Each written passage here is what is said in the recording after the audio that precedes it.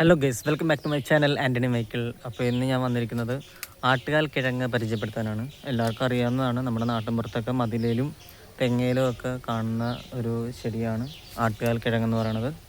അപ്പോൾ അത് ഈ കാണുന്നതാണ്. അപ്പോൾ ഇതാണ് നമ്മുടെ ആട്ടുകാൽ കിഴങ്ങ്. ഇതിലൊക്കെ പിടിച്ച് നിൽപ്പുണ്ട് ധാരാളമായിട്ട്. അപ്പോൾ നമുക്ക് ഇതിന്ന് പറിച്ചെടുത്ത് ഒരു സൂപ്പ് ഉണ്ടാക്കാം.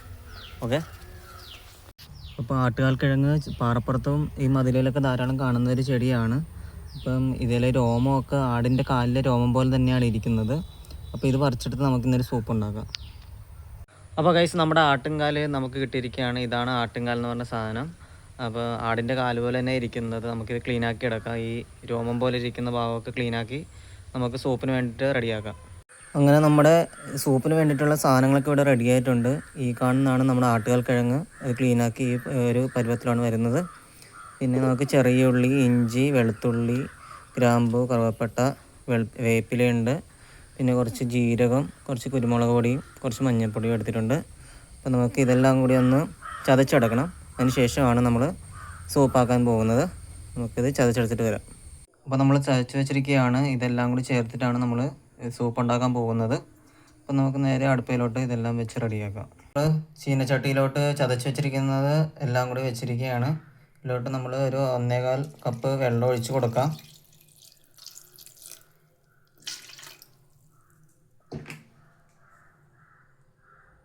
ആവശ്യത്തിന് വെള്ളം ഒഴിച്ച ശേഷം നമുക്ക് ഈ ഗ്രാമ്പൂ, കറുവപ്പട്ട ഇതിനകത്തിട്ട് ഇട്ട് കൊടുക്കാം.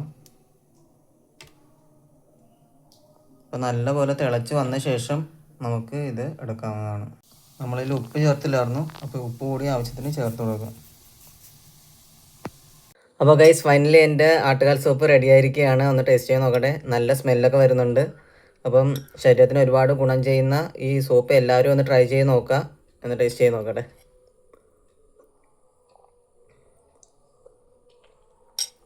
വന്നിട്ടുണ്ട്, അടിപൊളിയാണ്. അപ്പോൾ എല്ലാവരും ട്രൈ ചെയ്യുക. ആരും മസ്റ്റാക്കിയിട്ട് ഇത് വെറുതെ വീട്ടുവളപ്പിലൊക്കെ കാണുവാണെങ്കിൽ പറിച്ച് കളയാൻ നിൽക്കരുത്. എല്ലാവരും ചെന്ന് ഇതുപോലെ സൂപ്പ് ഉണ്ടാക്കി നോക്കുക, കുടിച്ച് നോക്കുക. വീട്ടിൽ കാലുവേദന അല്ലെങ്കിൽ ജോയിൻറ്റ് പെയിൻസൊക്കെ ഉള്ളവർക്കൊക്കെ വളരെ ഉപകാരപ്പെടുന്നൊരു ഐറ്റമാണ്. അപ്പോൾ വീഡിയോ ഇഷ്ടമായാൽ ലൈക്ക് ചെയ്യുക, ഷെയർ ചെയ്യുക, കമൻറ്റ് ചെയ്യുക, സബ്സ്ക്രൈബ് ചെയ്യുക. അപ്പോൾ അടുത്ത വീഡിയോ ആയിട്ട് വരാം. Tata, bye bye.